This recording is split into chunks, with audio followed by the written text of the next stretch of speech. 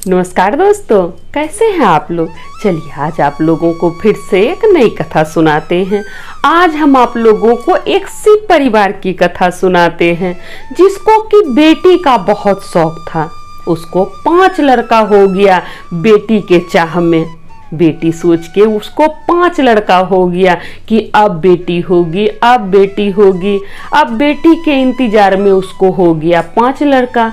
तो वो महादेव जी से बहुत दुखी था, भगवान से खूब शिकायत करता दोनों पति पत्नी कि प्रभु आपकी इतनी भक्ति करते हैं, इतना पूजा पाठ करते हैं, हमको एक बेटी चाहिए था। 5 लड़का आप हमको दिए लेकिन एक भी बेटी नहीं दिए। भगवान एक लड़की हमको दे दीजिए। हम दोनों को बहुत शौक है कि मेरे घर में एक लड़की हो, मेरे घर में भी लक्ष्मी आए। तो हे प्रभु आप हमको एक बेटी दे दीजिए। 5 बेटा दिए हैं, एक बेटी दे दीजिए भगवान। तो खूब मांगते चांगते भगवान जी उसको एक लड़की दिए। उसको 5 लड़का के बाद जाके उसके घर में एक लड़की हुई। अब लड़की को पाके माता पिता पूरा खुश थे। उनके खुशी का ठिकाना नहीं था क्योंकि मनचाहा वरदान मिल गया था। तो माता पिता बहुत खुश थे। माता पिता तो खुश थे ही, उसका 5 बच्चा भी बहुत खुश था। 5 लड़का भी बहुत खुश था अपनी बहन को देख के। 5 लड़का अपनी बहन पे जान छिड़कता था। तो हंसी खुशी से जीवन बीतने लगा।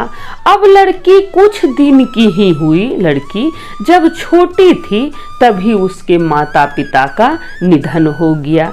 माता पिता मर गए। अब देखिए कितना मांगते चांगते एक लड़की हुई थी 5 लड़का पे, लेकिन लड़की जब छोटी ही थी तो माता पिता दोनों गुजर गए। अब लड़की का देखभाल कौन करे। तो 5 भाई मिलकर अपनी बहन का देखभाल करने लगा। खूब लाड प्यार से अपनी बहन को पालने लगा। 5 भाई अपनी बहन पर जान छिड़कता था। एक काम भी अपनी बहन को करने नहीं देता था 5 भाई। उसकी बहन धीरे धीरे जब बड़ी हुई तो वो महादेव जी की भक्ति करने लगी। वो भी महादेव जी की भक्ति करने लगी क्योंकि शिव परिवार था तो सब कोई महादेव जी का भक्त था। तो वो भी महादेव जी की भक्ति करने लगी। अब वो नित्य प्रतिदिन महादेव जी की मंदिर जाती और महादेव जी को जल चढ़ाती, पूजा पाठ करती महादेव जी का। धीरे धीरे समय बीतने लगा।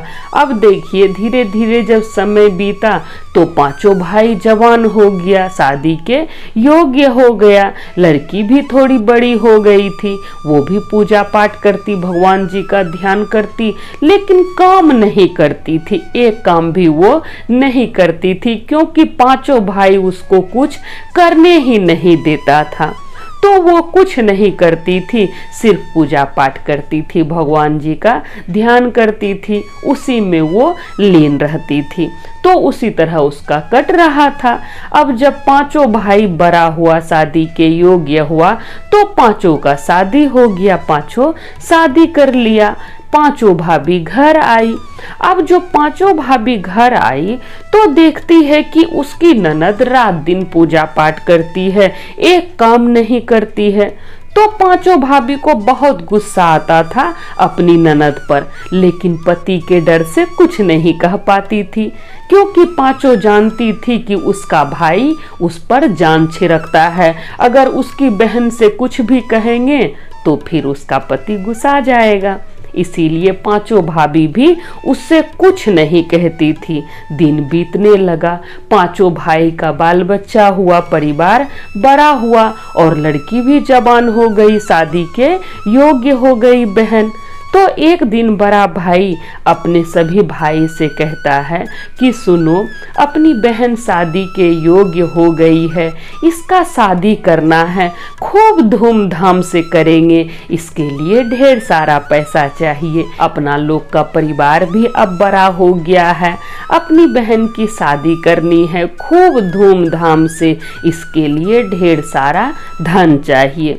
तो चलो हम लोग शहर, 1 साल शहर में खूब जमकर कमाएंगे पांचों भाई, और जो धन लाएंगे कमाकर उसी से अपनी बहन की शादी करेंगे। तो पांचों भाई तैयार हो गया, सभी भाई तैयार हो गया, बोला ठीक है, सो हम लोग शहर जाके 1 साल पैसा कमाएंगे।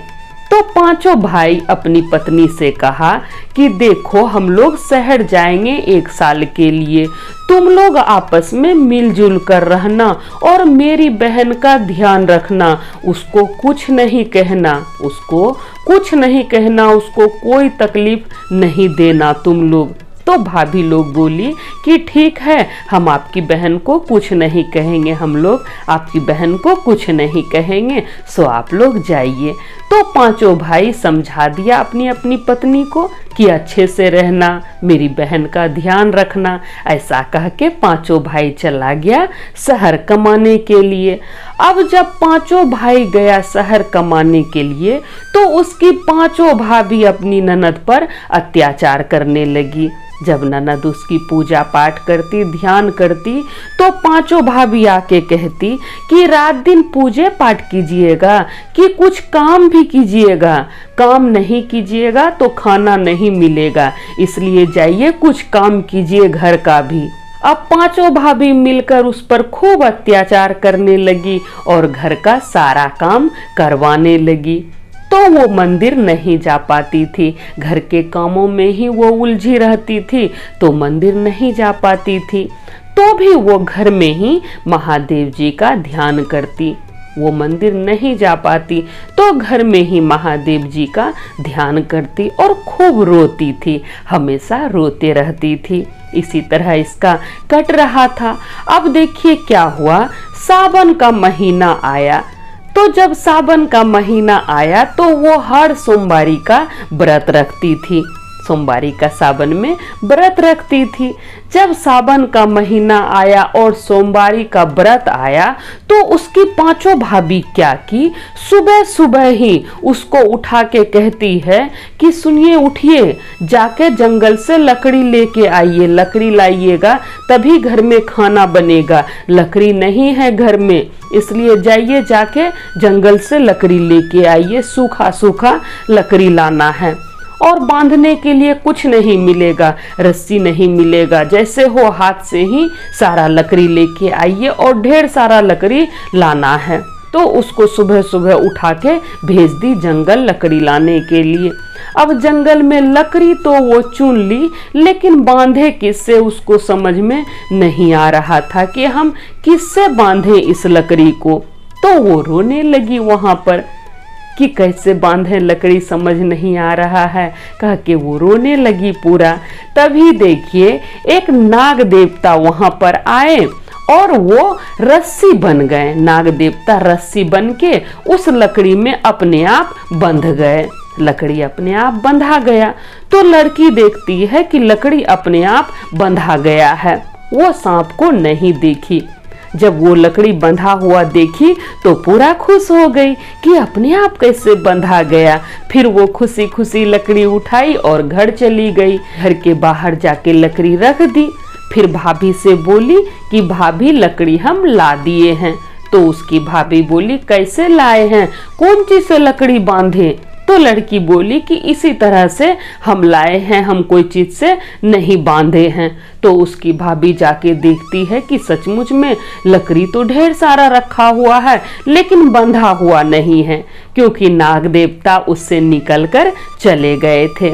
रस्सी जो बने थे नाग देवता, तो जब लकड़ी वो रखी तो नाग देवता वहां से चले गए। अब भाभी लोग देखी तो देखती है सचमुच में लकड़ी तो इसी तरह रखा हुआ है, वो भी इतना सारा लकड़ी ये कैसे ले आई बिना बांधे हुए। अब भाभी लोग को तो सताना था उसको, तो बोल दी जाइए इसी तरह से लेके आइए। अब लकड़ी जब आ गया तो फिर वो गई नहाने के लिए, नहा धोवा ली, फिर गई वो शिव जी के मंदिर। वहां मंदिर में वो शिव जी को एक लोटा जल चढ़ाई और शिव जी से कहने लगी कि प्रभु मेरे पास कुछ नहीं है आपको चढ़ाने के लिए इस जल के सिवा, इसलिए मेरे इस जल को प्रभु स्वीकार कीजिए। और ऐसा बोल के वो जल चढ़ा दी और वहां से घर चली आई। अब उसका वो सोमवारी खत्म हो गया, सोमवारी का व्रत रखी। उस दिन वो कुछ नहीं खाई पी, उसके पास कुछ नहीं था, उसकी भाभी कुछ नहीं दी खाने के लिए, तो उसी तरह से उसका बीत गया सोमवारी। फिर जब अगला सोमवारी आया तो फिर पांचों भाभी सुबह सुबह ही उसके पास आ गई और एक सूप में ढेर सारा धान दी और फिर अपनी ननद से कहती है कि सुनिए इस धान को छीलिए बैठ के, इससे चावल निकालिए, जो चावल निकालिएगा उसी से हम लोग खीर बनाएंगे, तो इस धान को साफ करके दीजिए, इससे चावल निकाल के हम लोग को दीजिए। फिर वो सूप लेके घर के बाहर चली गई। अब उसके समझ में नहीं आ रहा था कि धान से चावल कैसे निकालें, कभी कोई काम वो की नहीं थी, उसको कुछ भी पता नहीं था। तो वो सूप रख दी धान का और रोने लगी पूरा जोर जोर से कि भगवान जी कैसे हम साफ करें, हमको नहीं पता है कैसे धान से चावल निकाले, इतना सारा धान है कैसे चावल हम इससे निकालें। तभी क्या हुआ, ढेर सारी चिड़ियां आई और उसका धान से चावल निकाल दी। ढेर सारी चिड़ियां आके धान से चावल निकाल दी। जब चावल निकल गया तो फटक के वो दी अपनी भाभी को, चावल दी अपनी भाभी को कि लीजिए धान से चावल निकाल दिए हैं। अब पांचों भाभी हैरान कि चावल कैसे निकाल दी धान से ये। फिर उसकी भाभी कहती है कि इसमें एक दाना कम है, एक दाना कहाँ गिराए हैं, वो दाना लेके आइए, इस चावल में एक दाना कम है। तब वो कहती है कि भाभी हम कहीं नहीं गिराए हैं। तो उसकी भाभी नहीं मानी, उसकी भाभी बोली नहीं इसमें एक दाना कम है। अब फिर वो बाहर गई और रोने लगी फिर से। तभी देखिए सचमुच में एक दाना एक चिड़िया लेके चली गई थी, एक दाना लेके चिड़िया चली गई थी सचमुच में। अब वो बाहर बैठ के रोने लगी कि कौन दाना लेके चला गया, भाभी तो दाना मांग रही है, हम कहाँ से लाके दें। तभी महादेव जी वहाँ साक्षात प्रकट होते हैं और उससे पूछते हैं कि क्या बात है, तुम क्यों रो रही हो। तब वो कहती है कि प्रभु मेरी भाभी धान से चावल निकालने के लिए दी थी, ढेर सारी चिड़ियाँ आके धान से चावल तो निकाल दी, लेकिन लगता है एक दाना लेके चली गई है। भाभी बोलती है एक दाना कम है। तभी महादेव जी नाग देवता को आदेश देते हैं कि जाओ एक दाना लेके आओ। नाग देवता उसी चिड़िया के पास जाते हैं और कहते हैं कि तुम एक दाना लेके आई है। तो चिड़िया कहती है हाँ एक दाना तो हम लाए हैं। तो नाग देवता कहते हैं वो दाना हमको दो। तो चिड़िया एक दाना नाग देवता को दे दी। अब नाग देवता एक दाना लेके, चावल का एक दाना लेके आते हैं महादेव जी के पास, उस लड़की के पास। फिर नाग देवता वो दाना उस लड़की को दे देते हैं। फिर वो दाना लेती है लड़की और जाके अपनी भाभी को दे देती है कि लीजिए भाभी। तो भाभी एक दाना रख लेती है और फिर वो स्नान ध्यान करके चली जाती है मंदिर महादेव जी को जल चढ़ाने के लिए। फिर वो एक लोटा जल लेके जाती है और महादेव जी से कहती है कि प्रभु वही बात फिर से कहती है कि मेरे पास कुछ नहीं है आपके ऊपर चढ़ाने के लिए, इसलिए हे महादेव इस जल को स्वीकार कीजिए। और ऐसा बोल के वो जल चढ़ा दी और महादेव जी को प्रणाम करके वहाँ से घर चली आई। फिर अगला सोमवार आया। अब देखिए फिर जब तीसरा सोमवार आया तो उसकी पांचों भाभी सुबह सुबह फिर से आ गई एक काला कम्बल लेके और अपनी ननद से कहती है कि ये लीजिए काला कम्बल, इसको सादा करके लाइए, इसको जाके धोइए, जब तक कि ये सादा ना हो जाए तब तक घर पे नहीं आइएगा। अब भाभी को तो सताने का मौका मिल गया था तो सता रही थी। अब बेचारी करे भी क्या, कोई चारा नहीं था उसके पास। तो वो कम्बल ली और चली गई कुआं पर। कुआं पर कम्बल रखी और फिर से रोने लगी कि इस कम्बल को सादा कैसे करें, ये तो काला कम्बल है, कितना भी हम साफ करेंगे ये सादा तो नहीं होने वाला है। तो ऐसा सोच के वो पूरा रोने लगी कि घर कैसे जाएंगे हम।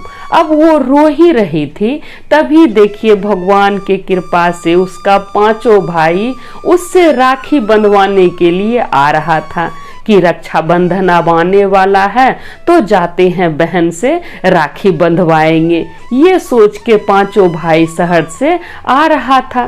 तभी पांचों भाई का नजर पड़ जाता है अपनी बहन पर कि कुआं पर मेरी बहन रो रही है।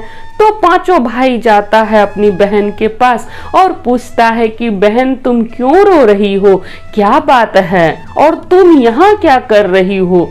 तब उसकी बहन बोली कि भैया ये काला कम्बल भाभी दी है सादा करने के लिए, हम इसको सादा कैसे करें। तो पांचों भाई बोला कि तुम कम्बल धोने आई हो। तो वो बोली हाँ भाई, भाभी दी है कम्बल धोने के लिए और घर का सारा काम भाभी हमसे करवाती है। पांचों भाभी घर का सारा काम हमसे करवाती है। अब पांचों भाई का गुस्सा से शरीर लाल हो गया। पांचों भाई पूरा गुस्सा गया, अपनी बहन की बातों को सुनकर पूरा दुखी हुआ और सोचने लगा कि अपनी पत्नी को इतना समझा के आए हैं लेकिन फिर भी वो मेरी बहन पे अत्याचार की। तो पांचों भाई अपनी बहन को साथ में लेकर गया घर। बहन को बाहर ही खड़ा कर दिया, घर के बाहर ही खड़ा कर दिया और पांचों भाई घर के अंदर घुसा। घर के अंदर जाके अपनी पत्नी से कहता है कि बहन मेरी कहाँ है। अब पत्नी जब देखी अपने पति को तो पूरा खुश हो गई कि मेरा पति शहर से आ गया, लेकिन पति पूरा गुस्से में था, पांचों भाई पूरा गुस्से में था और पांचों कहता है कि मेरी बहन कहाँ है, सबसे पहले मेरी बहन को बुलाओ। तो पांचों कहती है आपकी बहन तो घर के अंदर है, वो तो पूजा पाठ करती है, वो कोई काम नहीं करती है, वो घर के अंदर आराम कर रही होगी, नहीं तो पूजा पाठ करती होगी। तब उसका भाई कहता है कि बुला के लाओ, मेरी बहन को बुला के लाओ। अब कैसे बुलाए, पांचों का दिमाग काम नहीं कर रहा था कि ननद को तो भेज दिए हैं कम्बल धोने के लिए, वो भी काला कम्बल को सादा करने के लिए। तो पांचों का दिमाग काम नहीं कर रहा था। तो पांचों वहां खड़ी हो गई और कुछ नहीं बोल रही थी। तभी पांचों भाई अपनी बहन को आवाज दिया। जब पांचों भाई आवाज दिया तो उसकी बहन कम्बल लेके अंदर आई, घर के अंदर आई। तब पांचों भाई कहता है अपनी पत्नी से कि तुम लोग को इतना समझाए थे कि मेरी बहन का ध्यान रखना और तुम लोग मेरी बहन पर अत्याचार करने लगी, मेरी बहन से घर का काम करवाती थी। मेरी बहन एक काम कभी नहीं की थी, कितने लाडों से हम लोग इसको पाले हैं, कितना मांगते चांगते मेरे माँ बाप को ये मिली थी और तुम लोग इसको इतना सताई हो, इसलिए तुम लोग निकलो इस घर से, तुम लोग जाओ इस घर से, तुम लोग का यहाँ कोई काम नहीं है, इसलिए भागो मेरे घर से। अब जैसे ये बात उसकी बहन सुनी तब उसकी बहन कहती है कि भैया नहीं निकालिए भाभी लोग को घर से, अब आप लोग आ गए हैं, हमको कुछ नहीं चाहिए, भाभी लोग को यहीं पर रहने दीजिए। अब जैसे भाभी लोग ये बात सुनी तो लज्जा के मारे पांचों भाभी का नजर झुक गया, पांचों भाभी का नजर झुक गया, क्या करती। तभी पांचों भाई बोला कि ठीक है बहन, इन लोगों को माफ कर देते हैं।